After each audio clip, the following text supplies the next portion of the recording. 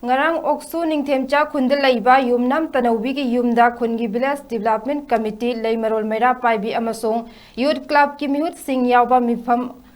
amana manipuri mitai association bangalore MMAV na juntara humdoida khamelo ki lanfamda athauba oikraba oksu ningthemcha khungi mioi ahum moirangthem heman mitai gi loinabi ngaubi leima laisram suresh ki loinabi ibem amasung yumnam surjit ki loin 𝐂𝐲𝐃 ꯀꯨꯃꯥꯔꯒꯤ ꯂꯣꯏꯅꯕꯤ ꯇꯅꯧꯕꯤꯗ relief committee ꯖꯦꯅꯤꯝꯁꯀꯤ ꯈꯨꯠꯊꯥꯡꯗ ꯃꯈꯣꯏ ꯑꯍꯨꯝꯒꯤ ꯁꯤꯟꯐꯝ ꯑꯣꯏꯔꯤꯕ ꯐꯤ ꯁꯥꯕꯒꯤ ꯊꯕꯛꯇ ꯃꯇꯦꯡ ꯑꯣꯏꯅꯕ ꯂꯨꯄꯥ 10,000 ꯒꯤ ꯇꯦꯡꯕꯥꯡ ꯈꯨꯠꯁꯤꯟꯅꯈ꯭ꯔꯦ꯫ ꯊꯧꯔꯝ ꯑꯗꯨꯗ MMAVꯅ ꯂꯩꯈꯤꯗ꯭ꯔꯕꯁꯤꯡꯒꯤ ꯏꯃꯨꯡ ꯃꯅꯨꯡꯗ ꯃꯈꯥ ꯇꯥꯅ ꯃꯇꯦꯡ ꯄꯥꯡꯂꯤꯕ ꯑꯁꯤꯗ MMAVꯕꯨ ꯊꯥꯒꯠꯄ ꯐꯣꯡꯗꯣꯛꯈꯤ꯫ ꯒꯣꯚꯔꯟꯃꯦꯟꯠ ꯑꯃꯁꯨꯡ ꯂꯅꯥꯏ ꯂꯨꯞꯁꯤꯡꯅ ꯄꯥꯡꯂꯛꯂꯤꯕ ꯃꯇꯦꯡꯁꯤꯡ ꯃꯐꯝ ꯆꯥꯅ ꯁꯤꯖꯤꯟꯅꯁꯤ ꯃꯔꯤ ꯂꯩꯅꯕꯁꯤꯡ MLAꯁꯤꯡꯅ NREGS PDS ꯑꯥꯏꯇꯦꯝꯁꯤꯡ ꯂꯥꯟ ꯑꯁꯤꯅ ꯁꯣꯛꯂꯕ ꯑꯃꯗꯤ ꯑꯊꯧꯕ ꯑꯣꯏꯈ꯭ꯔꯕ ꯏꯃꯨꯡꯁꯤꯡꯗ ꯃꯁꯤꯡ ꯍꯦꯟꯒꯠꯅ ꯄꯤꯗꯨꯅ ꯆꯥꯕ ꯊꯛꯄ ꯋꯥꯠꯇꯅꯕ ꯍꯣꯠꯅꯕꯤꯌꯨ ꯍꯥꯏꯅ ꯔꯤꯂꯤꯐ ꯀꯃꯤꯇꯤ ꯖꯦꯅꯤꯝꯁꯀꯤ ꯆꯦꯌꯔꯃꯦꯟ ꯊꯣꯏꯗꯤꯡꯖꯝ ꯕꯣꯟꯈꯨꯔꯥꯏꯅ ꯐꯣꯡꯗꯣꯛꯈꯤ꯫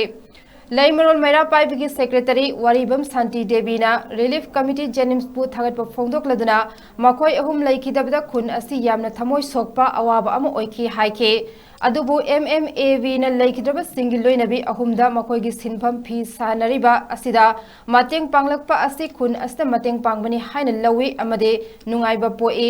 makhata na landa leikidraba singi imung manungdasu mateng pangma ngamba oishinu haike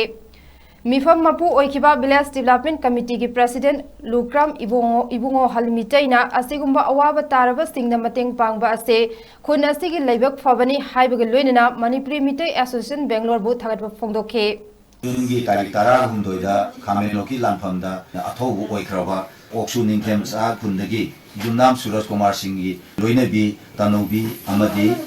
laisram sureski loinabi ibem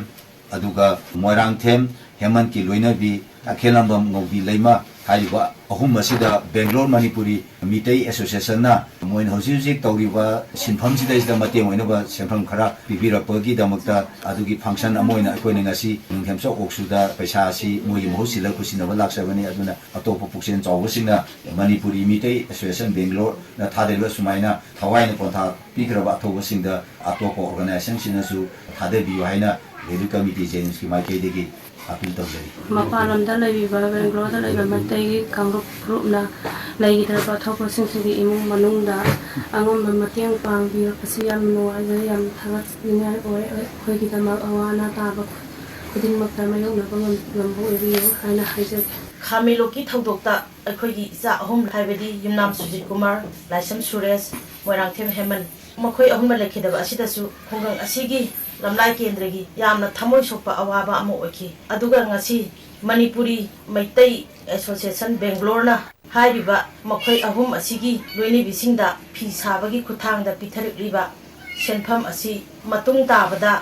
ekhoi mera pabi ga loina na club khul committee ga loina na makhoi ahum gi thabak haibadi macha singi yokpa amadi sembada Thodang yabirakpa mateng pibirakpa asidasu ngaiba amadi thagapa phongdokjari makhata nasu lana maram oiraga laikhidraba imung manunggi loinabi amadi macha singdasu makhata na tungkoina pibirakpa ngamba oibiu haina mera paibigi maikeidagi nolukna haijari manipurgi rang hida laikhidraba khoigi oksudung chapungi makhoi humda manipuri maitai association bangalore na katang makhoigi sinpham oina kana nabidamata isalo sagi oina थादबिरपा से यामना नुवाजे खै खुन साइतगी यामना सिगुम्बा सिगिदमक्ता सेनबिरिबा सिंगुजु खै खुनगि नाइकैदुगि थालासरि